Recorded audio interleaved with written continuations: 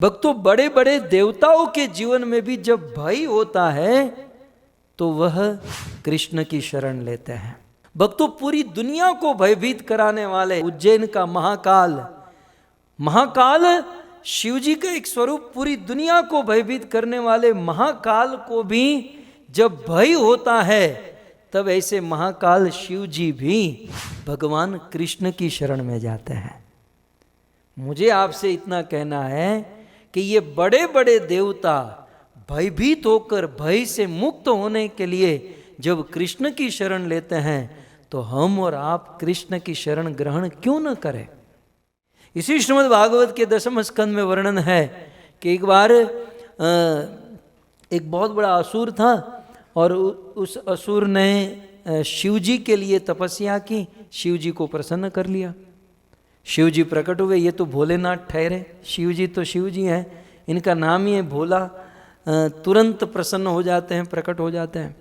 और इसलिए असुर जो है ना, शिवजी के भोलेपन का मिस यूज करते हैं, गलत इस्तेमाल करते हैं। शिवजी ने कहा, बताओ तुम्हें क्या चाहिए। इस असुर ने कहा कि मुझे अमर बना दो। शिवजी ने कहा, देखो भाई, अमर नहीं कर सकता, और कुछ मांगो। तो एक काम करो, मुझे ऐसा वरदान दे दो, मैं जिसके मस्तक पर अपना हाथ रखूं वो जलकर भस्म हो जाए। शिवजी ने कहा, तथास्तु। शिवजी तुरंत वरदान देकर अपनी जान छुड़ाना चाहते हैं, क्योंकि शिवजी निरंतरम कैलाश में भगवान के नाम का जाप करते हैं या भगवान की कथा सुनाते हैं। और भगवान के नाम का जाप करने में, कथा सुनाने में जब धरती से कोई उनको पुकारता है तो वे डिस्टर्ब हो जाता है। वो सोचते हैं चलो जाकर उनका केस पटाकर मैं जल्दी अब भगवत भजन में लग जाऊं। इसलिए शिवजी वरदान देकर चलने लगे। तब उस असुर ने कहा, रुको रुको, सुना है आपकी पत्नी बहुत सुंदर है।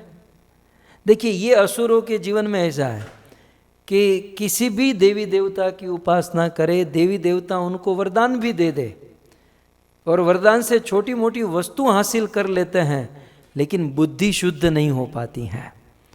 और बुद्धि शुद्ध नहीं होने के कारण, मन चित्त हृदय शुद्ध नहीं होने के कारण वे वरदान उनके जीवन के पतन का कारण हो जाता है। सो यहाँ पर यही हुआ, वे असुर शिव जी को सावधान किया कि सुना है आपकी पत्नी बहुत सुंदर है, मैं आपकी पत्नी का अपहरण करूँगा और आपका वध करूँगा। आपने जो वरदान दिया है ना, इस वरदान से मैं आपको ही मारूंगा, आपके मस्तक पर हाथ रखकर जलाकर भस्म कर दूंगा। शिवजी ने सोचा, मेरा वरदान मेरी के ऊपर चलाने आ रहा है। शिवजी आगे आगे भागे, भस्मासुर पीछे पीछे। शिवजी बहुत भागे, लेकिन भस्मासुर पीछा नहीं छोड़ा, हाथ धोकर पीछे पड़ गया। अब शिवजी को जब उस भस्मासुर के भय से और कोई रास्ता नहीं मिला, तब भगवान कृष्ण को याद किया। विरचिता भयम, साक्षात भय को, काल को, महाकाल के भय को भी दूर करने वाले हैं भगवान कृष्ण। शिवजी ने कृष्ण को याद किया और तुरंत कृष्ण प्रकट हुए। भोलेनाथ, इतने दौड़ते हुए कहाँ जा रहे हो? बोले, वो भस्मासुर मेरे पीछे पड़ा है। कृष्ण ने कहा कि सोच समझकर वरदान दिया करो। वो ब्रह्मा भी जब वरदान देने चलता है तो आगे पीछे देखता नहीं है। हिरण्याकश्यप को दे दिया, न ऊपर न मरे, नीचे न मरे, अंदर न बाहर, न अस्त्र से न शस्त्र से, न मनुष्य से न पशु से, न दिन को न रात को, न गीले से न सूखे से। अब आप लोग वरदान दे देते हो, फिर मुझे क्या क्या सोचना पड़ता है और क्या क्या रूप धारण करके आना पड़ता है। वहाँ तो नरसिंह रूप लेकर मुझे फाड़ना पड़ा। अब आपने क्या किया है? बोले, मैंने वरदान दिया है, जिस पर हाथ रखोगे वो जलकर भस्म हो जाएगा, और वो मेरी के ऊपर हाथ रखने आ रहा है। कृष्ण ने कहा, भोलेनाथ चिंता मत करो, जाकर भजन करो, श्रावण मास चल रहा है, श्रावण मास में ज़्यादा समय मत बिगाड़ो, जाकर भजन करो, ये केस मैं संभाल लेता हूँ। और शिवजी आगे गए और भस्मासुर पीछे पीछे दौड़ते हुए आ रहा था। अब कृष्ण बाल ब्रह्मचारी का रूप लेकर खड़े हैं। भस्मासुर को कहा, भस्मा, ए भस्मा, कहाँ भाग रहा है? भस्मासुर कहता है, डिस्टर्ब मत करो, शिव जी को मारने जा रहा हूँ। कृष्ण ने कहा, शिव जी को मारोगे? शिव जी को मारने के लिए पावर चाहिए, है पावर तुम्हारे पास? बोले, अभी अभी शिव जी से वरदान प्राप्त किया है, शिव ने ही मुझे पावर दिया है।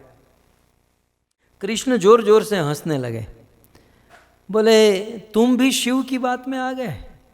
भस्मासुर खड़ा रह गया, बोले ऐसा क्या हुआ? बोले तुम पेपर वेपर पढ़ते हो कि नहीं, न्यूज़ चैनल देखते हो कि नहीं? बोले नहीं। बोले जिस दिन से दक्ष प्रजापति ने शिव जी को यज्ञ का भाग देना बंद किया है, उस दिन से शिव का सारा प्रभाव खत्म हो चुका है।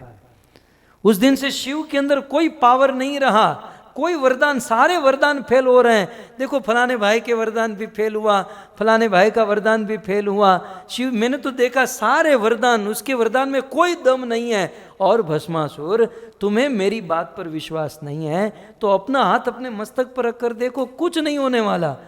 कृष्ण की बात में ऐसा फंसा बेचारा कि भस्मासुर ने अपना हाथ अपने ही मस्तक पर रखा और जलकर भस्म हो गया। तो इस प्रकार भागवत में वर्णन है किस प्रकार कृष्ण ने शिव जी के भय को भी दूर किया।